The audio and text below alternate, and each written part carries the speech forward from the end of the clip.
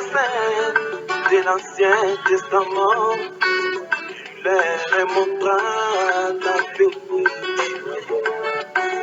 Abraham appela Sarah, venez voir cette cité, dont l'architecte, c'est le Seigneur lui-même.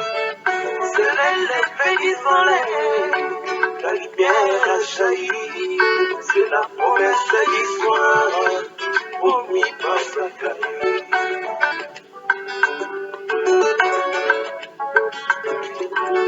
Jésus avec tous les saints de l'Ancien Testament, il leur montra l'avenir du royaume.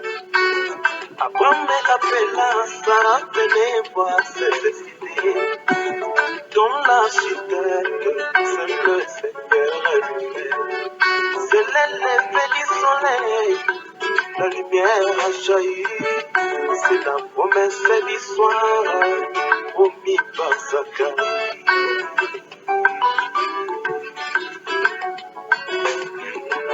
C'est l'effet du soleil, un nouveau message est apparu.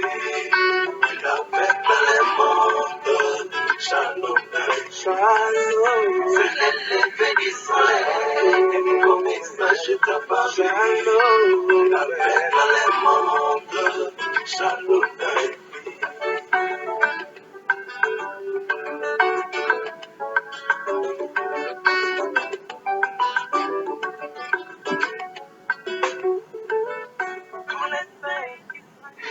Shalom, shalom, shalom, peuple de Dieu. Que le Seigneur vous bénisse richement. Vous êtes tous les bienvenus dans notre émission, dans votre émission, Le Message de nous. Émission dans laquelle nous avons l'habitude de parler de la parole, de prendre certains sujets de ce message du temps de la fin que Dieu nous a apporté par sa grâce, afin de les étudier pour que nous puissions avoir une compréhension nette et claire de ce que Dieu a apporté en ces temps de la fin. Ainsi, que le Seigneur vous bénisse partout où vous êtes. Vous qui allez nous suivre partout où vous êtes, que le bon Dieu soit avec chacun de vous. Alors ce matin, nous allons continuer notre sujet sur la révélation de ce qui s'est passé dans le jardin d'Éden. Une révélation choquante, une révélation qui achoppe nombreux en ces temps de la fin. Comme nous l'avions dit la fois passée, ce sont des choses, l'une des choses, l'un des éléments qui fait que nombreux rejettent le message de William Marion Branham en ces temps de la fin, disant, voilà, il a dit que Ève est allée avec les serpents et de cette union est sorti un enfant appelé Caïn. Et les gens rejettent cela en bloc, disant, c'est complètement faux. Comment un animal pouvait-il avoir une union intime avec une femme, avec un être humain? C'est tout à fait impossible parce que la Bible dit que c'était un serpent. Alors, nous avions dit, nous allons essayer de voir ces choses, de les étudier profondément avec la Bible, afin que nous puissions comprendre réellement ce qu'il en est. Et nous avions commencé la fois passée, et nous allons continuer encore, ajouter encore quelque chose pour que la chose puisse encore être plus claire. Alors ce matin, nous allons premièrement prendre notre sujet, et plutôt notre écriture, dans le livre de Genèse. Genèse 1, la Bible déclare ceci. Prenons le livre de Genèse. Écoutez ce que nous dit la Bible.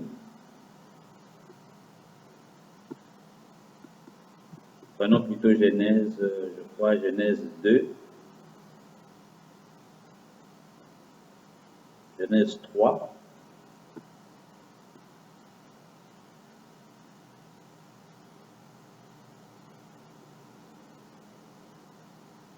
Genèse 3, 1, jusqu'en bas, la Bible dit, « Le serpent était le plus rusé de tous les animaux des champs que l'Éternel Dieu avait fait. Il dit à la femme, Dieu a-t-il réellement dit, vous ne mangerez pas de tous les arbres du jardin? La femme répondit au serpent, nous mangeons du fruit des arbres du jardin. Mais quant au fruit de l'arbre qui est au milieu du jardin, Dieu a dit, vous n'en mangerez point et vous n'y toucherez point, de peur que vous ne mouriez. Alors le serpent dit à la femme, vous ne mourrez point. Mais Dieu sait que le jour où vous en mangerez, vos yeux s'ouvriront et que vous serez comme des dieux, connaissant le bien et le mal. La femme vit que l'arbre était bon à manger et agréable à la vue, et qu'il était précieux pour ouvrir l'intelligence. Elle prit de son fruit et en mangea. Elle en donna aussi à son mari qui était auprès d'elle, et il en mangea. La Bible continue, elle dit, les yeux de l'un et de l'autre s'ouvrirent. Ils connurent qu'ils étaient nus, et ayant cousu des feuilles de figuier, ils s'en firent de ceinture. Alors nous arrêtons premièrement là, pour que nous puissions comprendre réellement ce qui s'est passé dans le jardin d'Éden. Ainsi, la fois passée, nous avions pu comprendre la première des choses, les premiers éléments que nous avions pris, c'était quoi? C'était de comprendre premièrement les symboles qui se retrouvent dans le livre de Genèse. Les arbres, les personnages, les acteurs principaux dans le jardin d'Éden, dans le livre de Genèse au commencement, c'était qui? Nous avions vu que c'était Adam, c'était Ève, c'était l'arbre de la connaissance du bien et du mal et l'arbre de vie. Les deux arbres étaient au milieu du jardin et n'oubliez pas, il y avait aussi le serpent. Et nous avions pu comprendre que tous ces personnages, tous ces acteurs-là, Adam et Ève étaient des humains, des enfants de Dieu, créés par Dieu. Et il y avait deux arbres au milieu du jardin. Et nous avions pu découvrir par les Écritures et par la Bible seule que les arbres symbolisaient des êtres humains. Parce que dans la parole, les arbres symbolisent des êtres humains. Nous avons pris plusieurs Écritures où Jésus lui-même a dit qu'il était le cep, c'est-à-dire le tronc de l'arbre, et nous sommes des branches. Nous avions vu comment l'aveugle qui avait été guéri par le Seigneur, quand il est allé laver ses yeux, il dit, je vois des gens qui marchent, mais ils sont comme des arbres. Nous avions pris dans Apocalypse 12, où on parle des deux oliviers, qui sont des messagers, les deux témoins qui vont venir au temps de la fin, qui se tiennent à la droite et à la gauche de qui? Du Seigneur. Les deux arbres, les deux oliviers qui sont des arbres, symbolisent deux témoins qui vont prophétiser au temps de la fin. Ainsi, nous voyons que les arbres bien aimés dans la Bible symbolisent quoi? Symbolisent les êtres humains.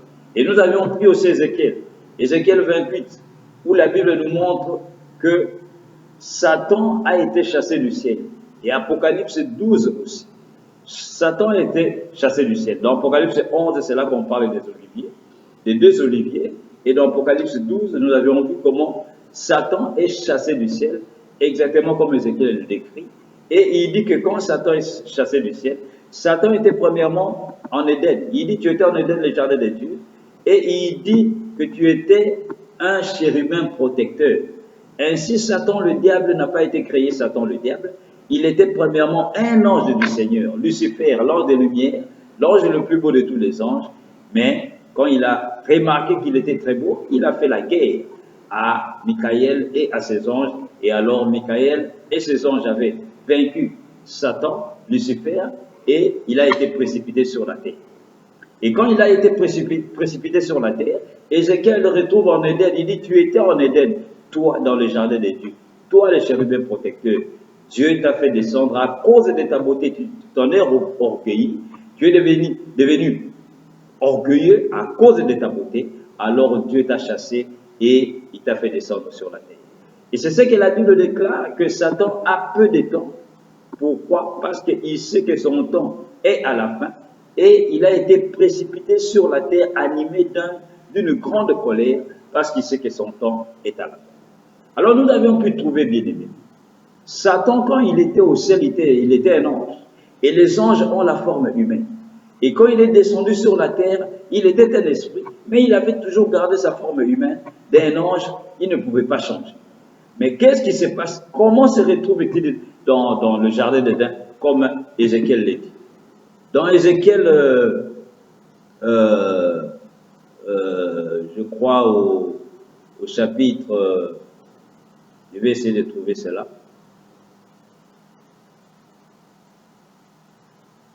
Dans Ézéchiel 31, Ézéchiel parle encore de la même chose, où il décrit Lucifer comme un arbre qui était où?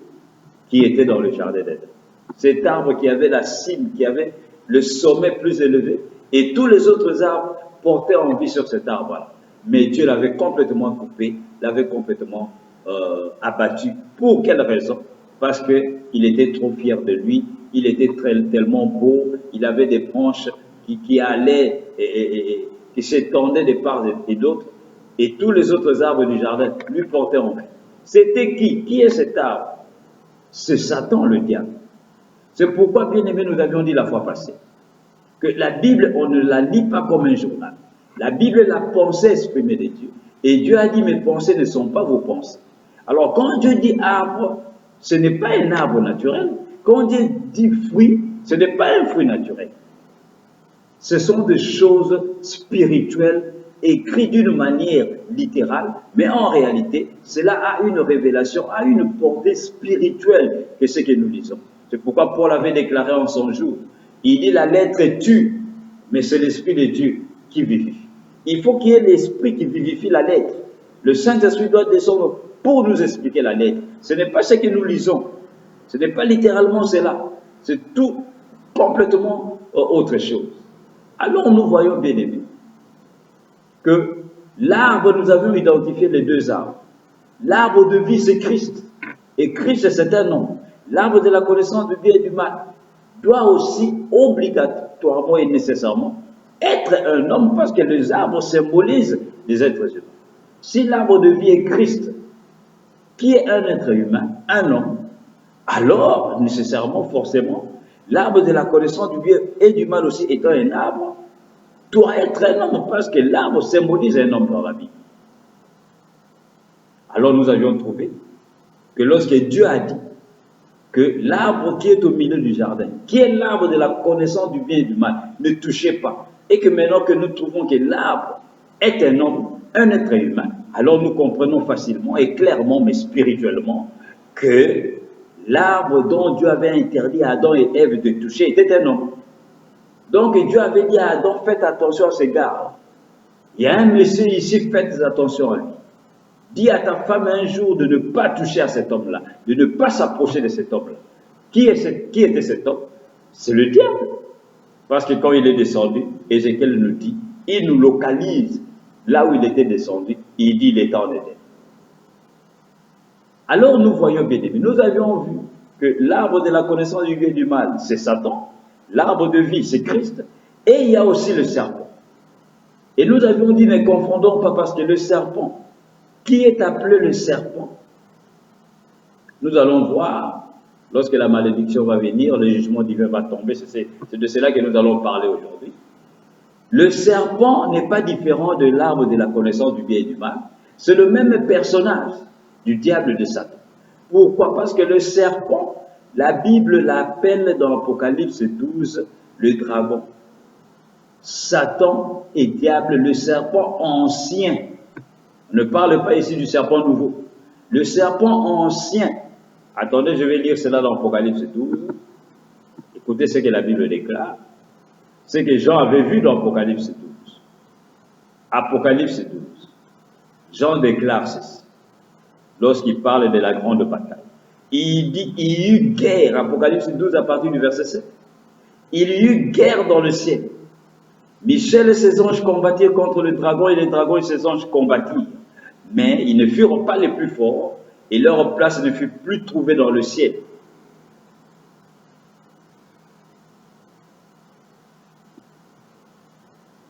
Jean continue.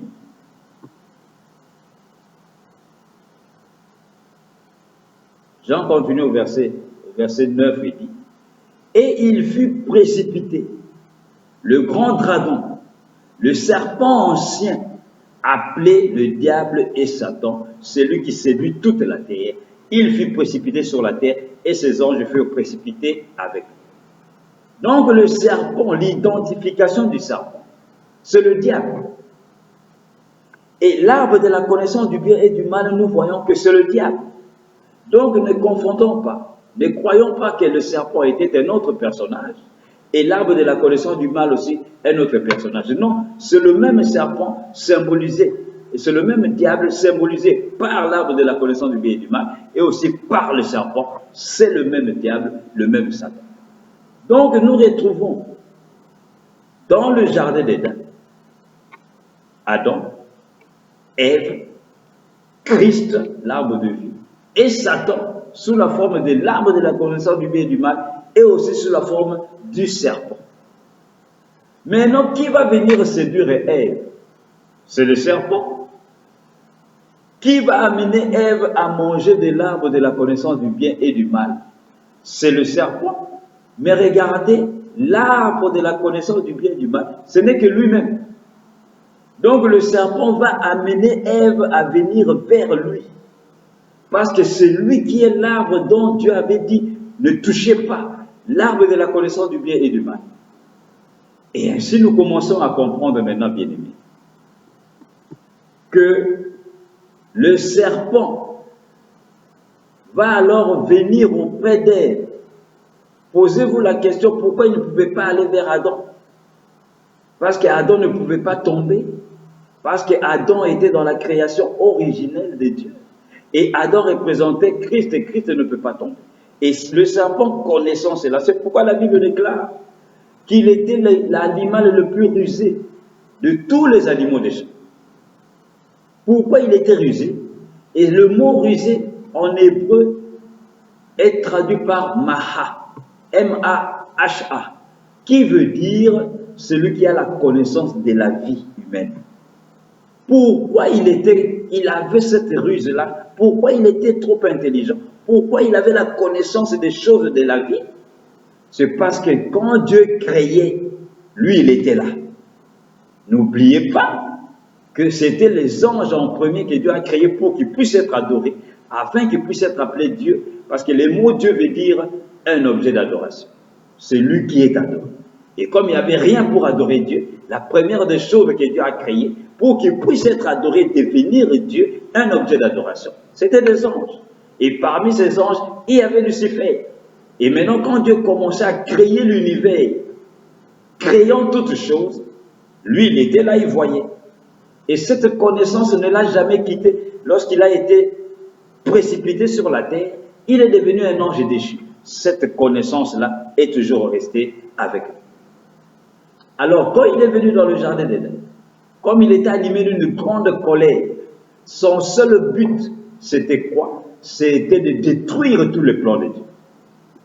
Et quand il descend dans le jardin, qu'est-ce qui se passe? Il va trouver une espèce appelée le serpent, qui était une espèce proche de l'homme, qui pouvait alors mélanger même sa sémence avec l'homme. Et le diable, lui, étant un esprit, va descendre et va posséder le corps de cette espèce appelée le serpent. Mais le mal en est que ce qui trouble le peuple de Dieu, les étudiants de la Bible, c'est quoi? C'est que quand on dit serpent, automatiquement ce qui flash dans la pensée humaine, c'est un reptile, comme nous le connaissons aujourd'hui, comme nous le voyons dans des vidéos, dans des zoos, dans la forêt, dans la brousse. La première des choses, quand on dit un serpent, quand un croyant lit la Bible, il voit un serpent, pour lui, c'est un reptile. Mais nous allons voir si réellement il était un reptile, s'il était comme une ceinture, comme nous le voyons aujourd'hui, s'il avait la forme rectiligne, vous voyez, forme rectiligne, c'est-à-dire comme une corde, comme nous le connaissons aujourd'hui, nous allons voir par la Bible si c'était ainsi. Alors le serpent sera alors possédé de cet esprit-là. Pourquoi? Parce que le diable savait que Dieu, pour continuer son plan sur la terre, Dieu avait créé un être humain, Adam. Mais lui ne peut pas créer.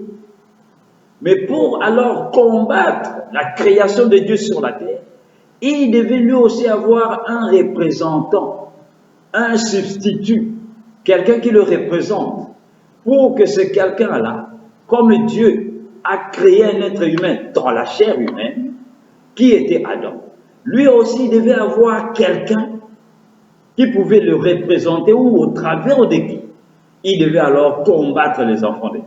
Comme il ne pouvait pas créer comme Adam, comme Dieu avait créé Adam, alors lui, il a trouvé une grâce parce qu'il y avait cette espèce-là qui était dans le jardin, appelée serpent. Alors lui, en tant qu'esprit, est descendu et a possédé cette espèce-là appelée serpent, pour alors accomplir son plan sur la terre, qui était celui de détruire les enfants de Dieu, de détruire tout le plan de Dieu, de pervertir tout ce que Dieu avait créé. Alors maintenant, bien aimés, nous allons revenir dans la Bible. Le serpent qui parlait, ne l'oubliez pas, le serpent parlait. De la même manière qu'Adam parlait, de la même manière que Ève parlait, il a eu une conversation avec Ève. Et il est venu, et il a posé la question à Ève. Dieu vous a-t-il dit? Le serpent commence à citer Dieu. Ne l'oubliez pas, le diable cite la parole. Le diable répète la parole, mais il ne fait que pervertir un tout petit peu la parole. Dieu vous a-t-il dit de ne pas manger de tous les arbres du jardin? Il va pervertir la parole parce que Dieu n'avait pas dit ça. N'avait pas dit cela. Remarquez bien la question du serpent. Lisez cela très bien. Nous allons relire cela. Écoutez ce que le serpent a dit à Ève. Et vous allez voir la ruse du diable. Écoutez ce que le serpent démontre. Dans Genèse 3. Écoutez la question du serpent. Le serpent était Genèse 3:1, le serpent était le plus rusé de tous les animaux des champs que l'Éternel de Dieu avait fait.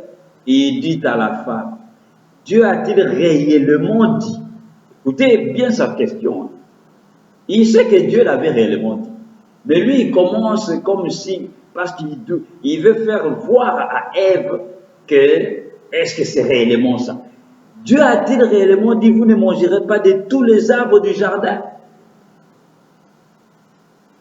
Voilà la question.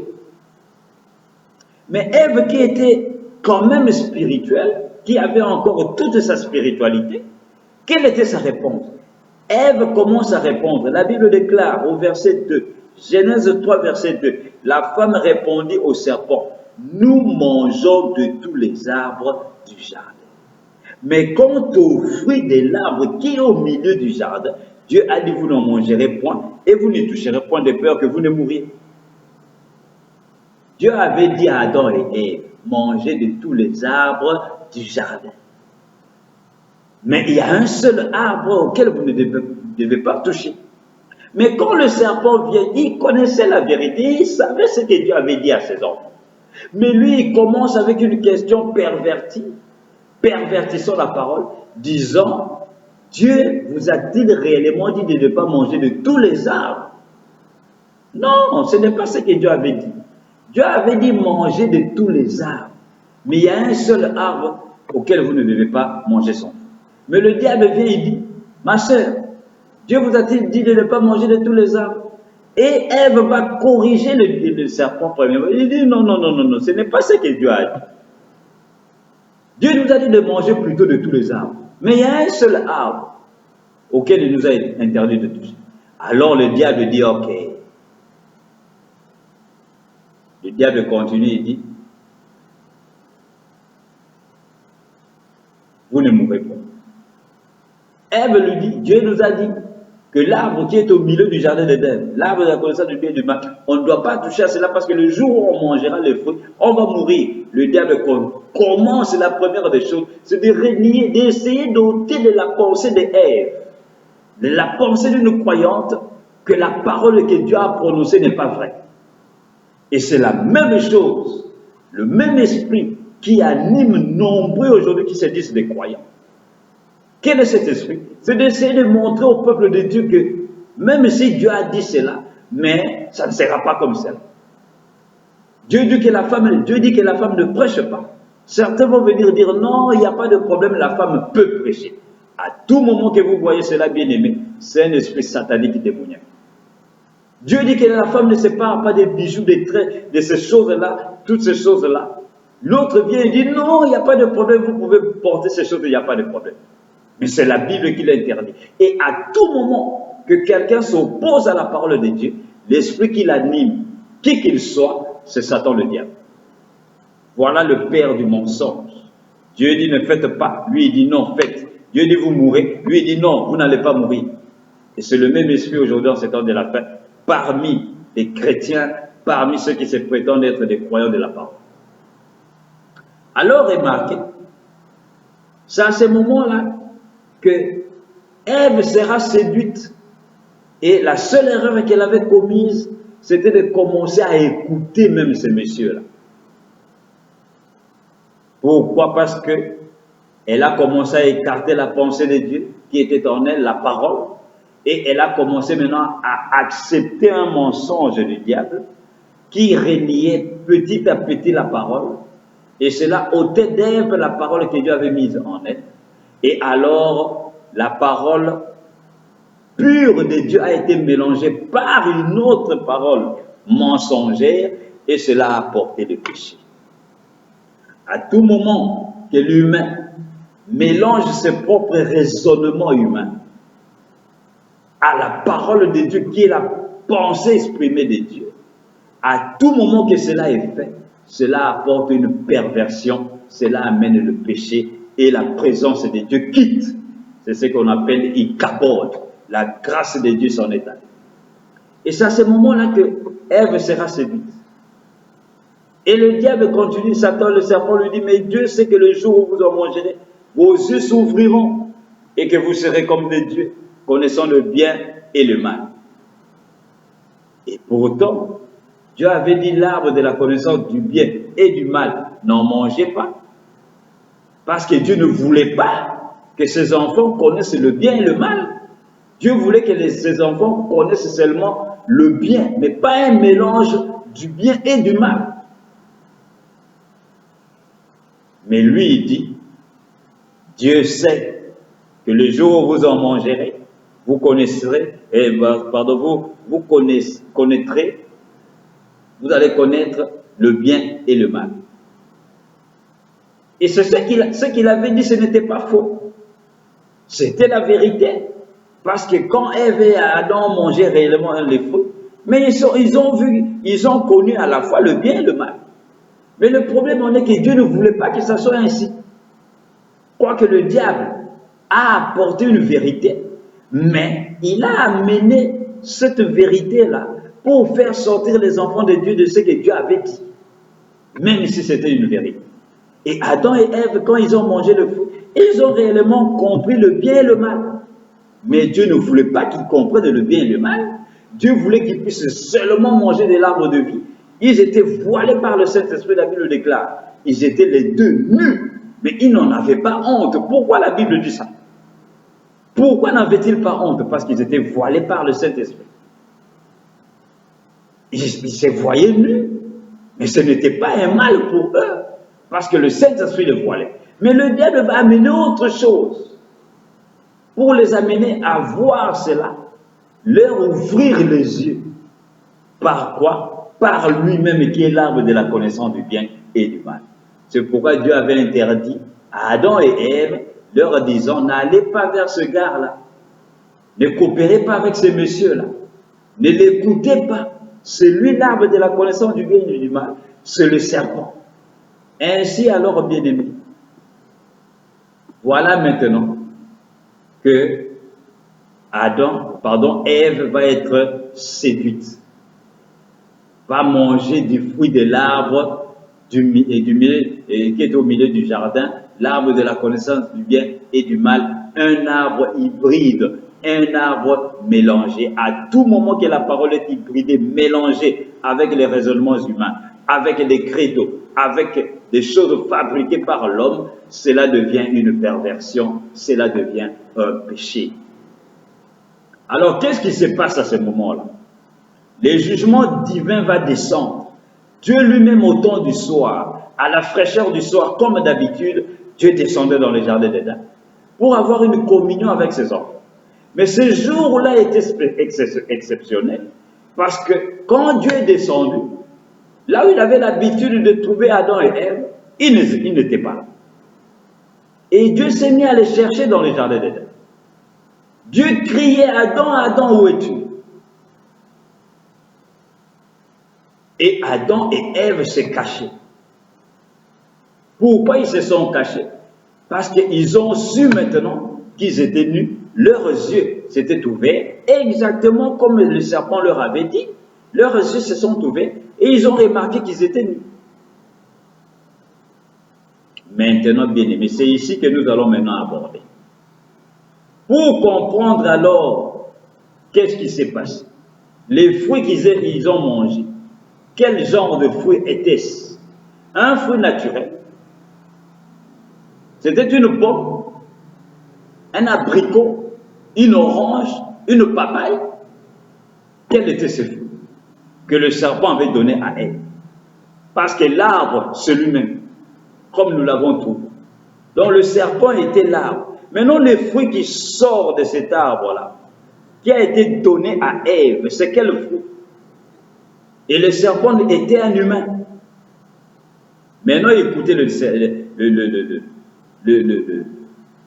jugement que Dieu va prononcer.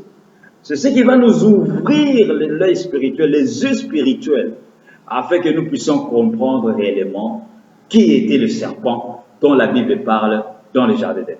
Écoutez les jugements. Nous allons lire ça. Écoutez les jugements.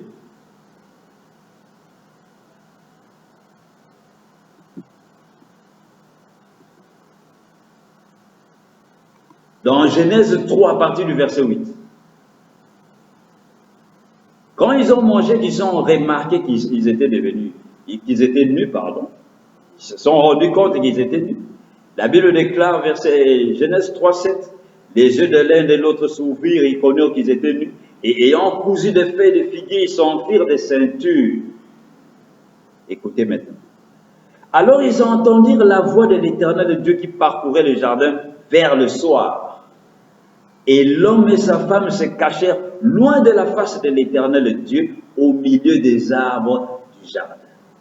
Mais l'Éternel Dieu appela l'homme et lui dit, « Où es-tu » Il répondit, « J'ai entendu ta voix dans le jardin et j'ai eu peur parce que je suis nu et je me suis caché. » Et l'Éternel Dieu dit, « Qui t'a appris que tu es nu? Est-ce que tu as mangé de l'arbre dont je t'avais défendu de manger? » Dieu parle à Adam, il ne parle pas ici à Ève. Il parle d'abord à Adam. L'homme répondit, « La femme que tu as mise auprès de moi m'a donné de l'arbre et j'en ai mangé. » Voilà la réponse d'Adam. C'est la femme que tu m'as donnée. Et l'Éternel Dieu dit à la femme, maintenant Dieu se tourne vers Ève. Écoutez maintenant. « Pourquoi as-tu fait cela? » La femme répondit, le serpent m'a séduite et j'en ai mangé. Écoutez très bien la réponse de Ève. Le serpent m'a séduite et j'en ai mangé. Quand une femme dit que j'ai été séduite, qu'est-ce que cela veut dire? Et n'oubliez pas le serpent. Ôtez déjà de votre esprit que c'est un animal comme la Bible écrit, l'animal qui était le plus rusé de tous les animaux des champs.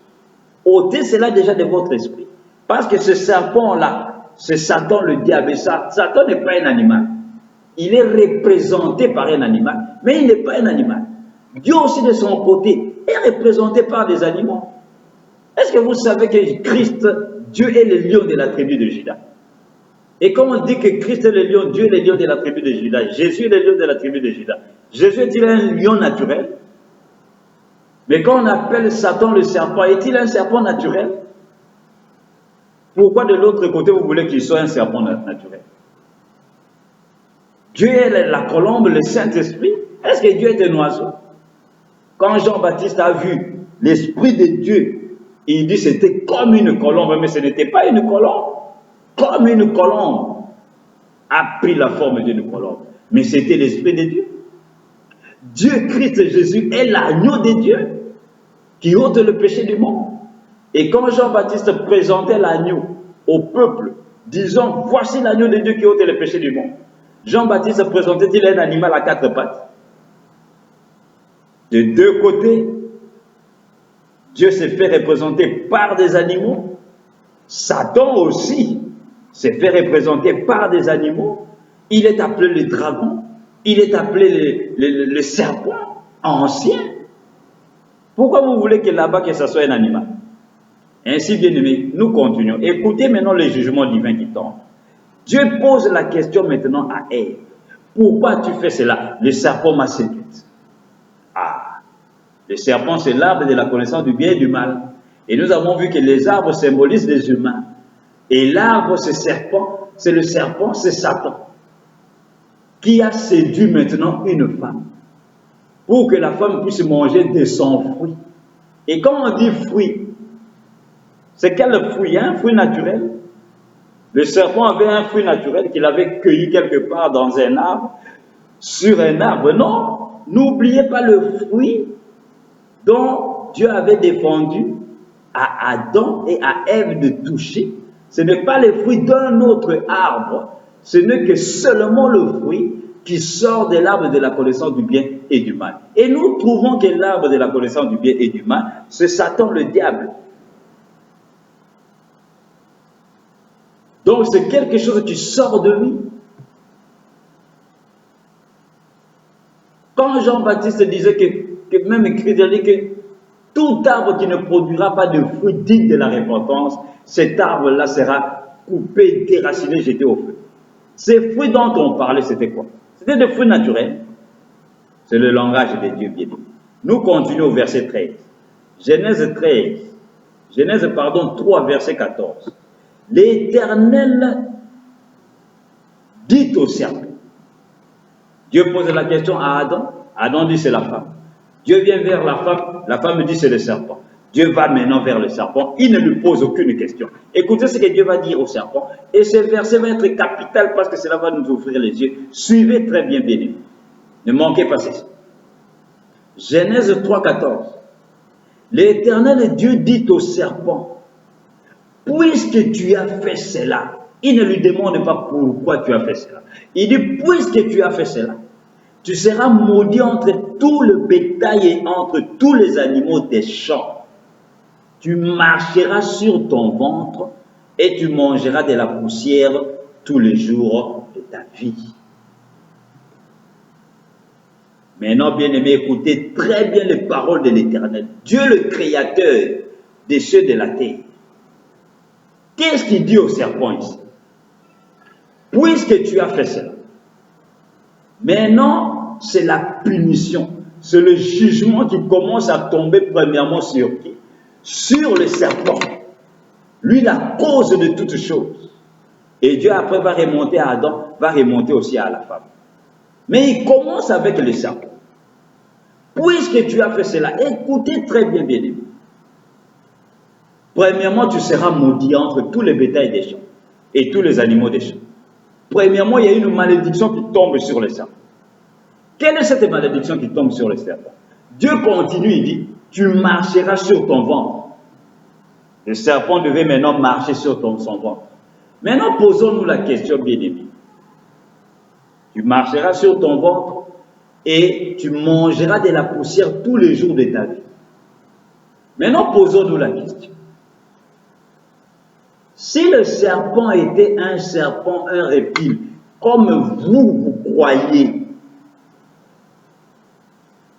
qu'il était comme les serpents que nous avons aujourd'hui, un reptile dans la brousse, que vous voyez dans les vidéos, dans les films, dans les zoos, ainsi de suite, dans les parcs. Si le serpent était un reptile qui rampe, Dieu est-il malade de venir dire à un serpent qui rampait déjà que parce que maintenant tu as commis cette chose-là, tu as amené mes enfants à manger les fruits, alors tu marcheras sur ton ventre. Si le serpent marchait déjà sur son ventre, est-ce que cela serait une punition pour le serpent? Est-ce que cela serait une malédiction pour le serpent? Arrêtez-vous un peu, posez-vous la question, bien aimé. Méditez un peu ce verset ici, Genèse 3, 14. Le jugement divin qui tombe sur le serpent. Si le serpent rampait déjà, qui veut dire il marchait déjà sur son ventre, pourquoi alors Dieu vient le maudire, le punir, lui disant, parce que tu as fait cela, tu marcheras sur ton ventre. Est-ce que cela allait être une punition, allait être une malédiction, si le serpent marchait déjà sur son ventre comme nombreux croient? Si c'est ainsi, vous faites de Dieu un fou. Je vous donne un exemple banal et simple. Moi, votre frère Philippe, je vous prêche l'évangile. Et je fais quelque chose de mal devant le Seigneur. Et le Seigneur descend. Et il dit, Philippe, parce que tu as fait cela, tu prêcheras l'évangile toute ta vie. Et tu marcheras sur tes jambes toute ta vie. Est-ce que cela serait une punition pour moi? Quelque chose que je fais déjà. Qu'est-ce que cela aurait changé en moi? Je marche déjà comme un homme sur mes deux pieds. Je prêche l'évangile depuis longtemps. Et maintenant que hier j'ai commis un délit, j'ai commis plutôt un péché devant Dieu, Dieu descend, il me dit, Philippe, parce que tu as fait cela, tu prêcheras l'évangile. Est-ce que cela a un sens? Parce que tu as fait cela, tu marcheras sur tes pieds. Est-ce que cela serait une punition pour moi? C'est de la même manière avec le serpent. Si quelqu'un dit que le serpent était un reptile, il rampait, c'est qu'il marchait déjà sur son ventre. Alors, pourquoi Dieu aurait-il dit au serpent que je te maudis et que maintenant tu marcheras sur ton ventre? Cela n'aurait pas eu être une malédiction, une punition, si le serpent marchait déjà sur son ventre. Bien-aimés, c'est pour vous montrer que si le serpent aujourd'hui marche sur son ventre, c'est la malédiction que Dieu avait prononcée sur lui qui l'a rendu ainsi. Il est devenu un reptile comme nous le voyons aujourd'hui. Mais non, s'il n'était pas un reptile, il avait quelle forme? S'il n'était pas un reptile, il marchait comment? Vous voyez, bien aimé? Vous voyez la révélation de William Marion Branham? Cette grande révélation qui choque le monde. Cette grande révélation que nombreux des gens peu spirituels ne peuvent pas sonder les Écritures et s'asseoir et demander la conduite du Saint-Esprit afin d'avoir la révélation de la lettre qui tue. Mais demandez que l'Esprit qui vivifie la lettre puisse vous révéler ce qui s'est passé. Et Dieu envoie un prophète en ces temps de la fin pour nous accorder la révélation correcte et nette de ce qui s'est passé là-bas, afin que nous puissions comprendre en ces temps de la fin ce que Dieu avait fait. Car toutes ces choses ont été cachées dans la parole, parce que Dieu avait promis un jour, une époque, pendant lequel il allait révéler toute sa parole. Mais quand cette révélation vient, comme elle est complètement contraire à ce que nombreux de théologiens pensaient et pensent jusqu'à aujourd'hui, les gens rejettent cela en bloc, disant William Branham c'est un faux prophète. Comment une femme peut-elle avoir une relation intime avec un animal? Qui vous dit qu'il était un animal? Ah oui, il est écrit dans la Bible, il était un animal, mais il est écrit aussi que Jésus était un agneau. L'agneau de Dieu qui ôte le péché du monde. Est-ce que Jésus était un animal? Pourquoi voulez-vous que Satan soit un animal? C'est le langage codé de Dieu. C'est le langage voilé de Dieu. Dieu voile sa parole pour qu'il ne puisse la révéler qu'aux élus, pas à tout le monde. C'est pourquoi la Bible, c'est une lettre d'amour à Dieu, de Dieu à son peuple. Et cette lettre d'amour est prédestinée seulement aux élus, à l'épouse seule, pas à tout le monde. Mais comme Dieu savait que cette lettre allait tomber sur les mains de ceux qui ne sont pas l'épouse, alors Dieu a voilé sa parole, a scellé la Bible, a codé la Bible, de telle manière que seule l'épouse, qui a une relation intime, spirituelle avec l'époux, recevra la révélation. Ainsi, bien-aimés, nous nous arrêtons ici aujourd'hui.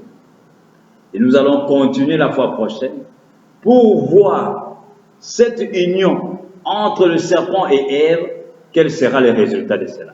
Et l'union entre Adam et Ève, quel sera le résultat de cela. Et nous allons voir qu'est-ce qui s'est passé réellement de cette union, qu'est-ce qui en est sorti, pour que nous puissions avoir une image complète et parfaite de ce qui s'est passé dans le jardin. Cette révélation choque, mais c'est ça la vérité de Dieu.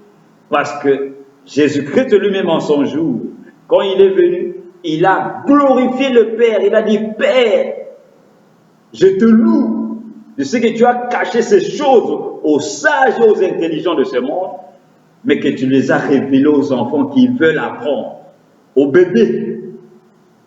La révélation correcte de la Bible ne vient pas aux sages, aux hautains, des gens qui croient trop connaître la parole, qui vont étudier la Bible dans des écoles. On n'étudie pas la parole dans une école. C'est Dieu qui révèle sa parole à qui il veut. Ainsi que le Seigneur vous bénisse richement, bien-aimés. Nous allons nous retrouver la semaine prochaine par la grâce du Seigneur. Que le bon Dieu ouvre la vie de chacun de nous et qu'il puisse révéler encore plus la parole à son peuple. Car la Bible déclare, tu connaîtras la vérité et la vérité t'affranchira. La vérité te rendra libre. Shalom, shalom, que le Seigneur vous bénisse.